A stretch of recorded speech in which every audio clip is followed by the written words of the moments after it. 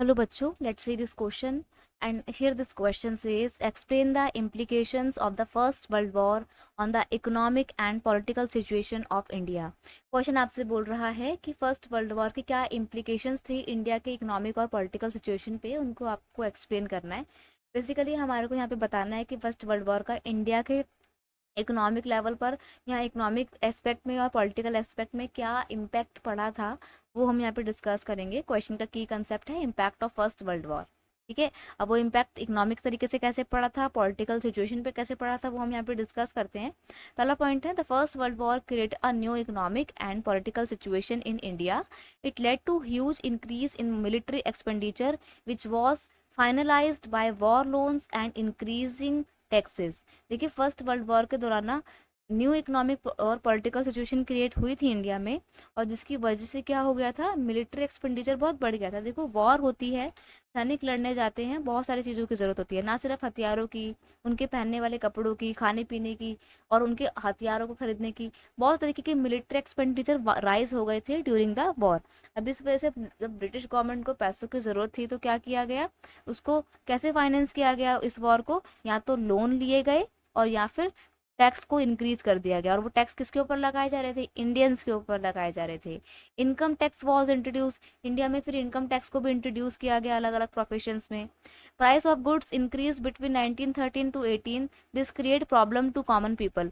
और क्या होता है, देखो जब वॉर हो रही है, खाने पीने के जो भी सामान है वो जा रहे हैं सेना के पास में, उनकी फूड रिक्वायरमेंट्स को फुलफिल करने के लिए, तो लोकल लोगों के लिए खाना नहीं बच रहा है। अब लोगों के लिए खाना नहीं है, डिमांड लगातार बढ़ रही है, तो क्या होगा, जो गुड्स हैं उनके प्राइसेस और ज़्यादा बढ़ेंगे, इंक्रीज होगा प्राइस में। तो वही डिमांड ज़्यादा है, सप्लाई कम है, तो प्राइस तो इंक्रीज होगा। डिमांड एंड सप्लाई का रूल तो यही कहता है, और यही हो भी रहा था ड्यूरिंग द वॉर।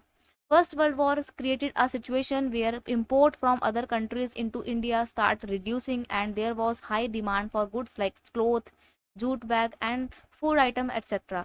ये आप कह सकते हो कि कुछ अच्छा हुआ था ड्यूरिंग वॉर, वो ये कि जब वॉर चल रही थी ना पूरे यूरोप में, तो यूरोप के देश तो लड़ने में बिजी थे, वहां पर प्रोडक्शन बिल्कुल ठप हो गया था। अब आपको पता है कि इंडिया में तो इंडस्ट्रीज नहीं थी ज़्यादा।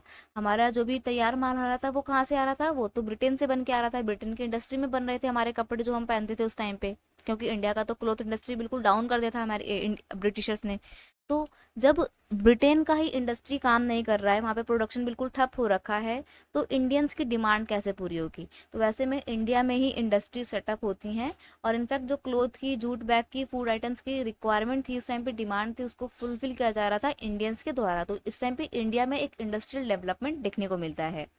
During 1918 to 1919 crop failed in many part of the India which created shortage of food. अब देखो सोने पे सुहागा, एक और बुरा ये होता है कि क्रॉप फेलियर हो जाता है इस दौरान। और जब क्रॉप फेलियर हो गया तो खाने पीने की जो कमी पहले से थी वो और ज़्यादा शॉर्टेज क्रिएट कर देता है, लोग भूखे मरने लग जाते हैं। ठीक है, तो प्रॉब्लम बहुत ज़्यादा वर्स्ट हो गई थी उस टाइम पे। नेक्स्ट है villagers were called upon two supply soldier force recruitment in rural areas cause wide spread रेजेंटमेंट। अब यहाँ पर क्या हो रहा था, ब्रिटिश आर्मी को या ब्रिटिश ऑफिसर्स को लड़ने के लिए सेना चाहिए थी, आर्मी चाहिए थी। अब आर्मी मेंबर तो युद्ध में मारे जा रहे थे, तो ब्रिटिशर्स ने क्या करा कि जो इंडिया के कॉमन लोग थे ना, उनको जबरदस्ती पकड़ पकड़ के ले जाते थे आर्मी में भर्ती करने के लिए। तो फोर्सफुल रिक्रूटमेंट हो रही थी, जिसकी वजह से लोग गुस्साए हुए थे। First world war also gave rise to the political movement in India. The British government repressed any form of dissent in India during the war। अब यहाँ पर क्या होता है, फर्स्ट वर्ल्ड वॉर से लोग तो बहुत थे ही परेशान, क्योंकि ना तो खाने पीने को मिल रहा है, फूड कितनी शॉर्टेज हो रही है, ऊपर से टैक्स लगाए जा रहे हैं, क्रॉप फेलियर हो गया है, लोग इतने परेशान हैं। फिर सोने पे सुहागा गवर्नमेंट क्या कर रही है, जबरदस्ती लोगों को ले जा रही है लड़ने के लिए, जबकि उनके देश की लड़ाई भी नहीं है। तो लोग बहुत ज्यादा परेशान हो गए थे ब्रिटिश गवर्नमेंट से। फिर क्या होता है, लोगों ने मिलकर एक पॉलिटिकल मूवमेंट को आगे बढ़ाने की सोची। लोगों ने पॉलिटिकली लामबंद होके, लामबंद मतलब गैदर होके, उन्होंने मूवमेंट करने शुरू करने का प्रयास किया। ठीक है, नेशनलिज्म की फीलिंग इस टाइम पे लोगों के अंदर एकदम पीक पे आ गई थी, और गांधी जी ने लोगों को कलेक्ट करने का काम किया, एक अम्ब्रेला के अंदर लाने का काम किया। तो हम यहाँ पे देखते हैं कि during war, in fact after war, political movement की शुरुआत होती है, और British government in political movement को रिप्रेस करने की कोशिश करती है, लेकिन कहीं ना कहीं ये वॉर के बाद स्टार्ट हो ही जाते हैं क्या, पॉलिटिकल मूवमेंट।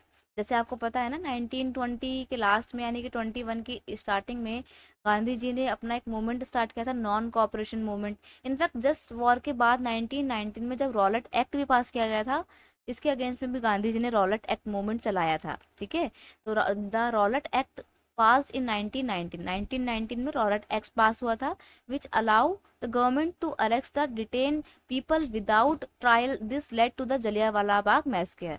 क्या होता है, रॉलेट एक्ट पास किया जाता है और इसमें शक के आधार पे जो भी व्यक्ति, सरकार को लगता है कि कोई व्यक्ति कुछ गलत करने वाला है देश के लिए या हमारी सरकार के लिए, ब्रिटिश सरकार के लिए, तो वो क्या करेंगे, उसको 2 साल के लिए जेल में बंद कर देंगे, उसके ऊपर कोई ट्रायल नहीं चलाया जाएगा। लोगों ने इसका अपोज करना शुरू किया, इसको काला कानून कहा गया, ब्लैक लॉ कहा गया। इस इसका ही अपोज करने के जब लोग जलियांवाला बाग में इकट्ठे हुए, तो वहां पर जनरल डायर ने गोली चला के बहुत सारे लोगों की जान ले ली।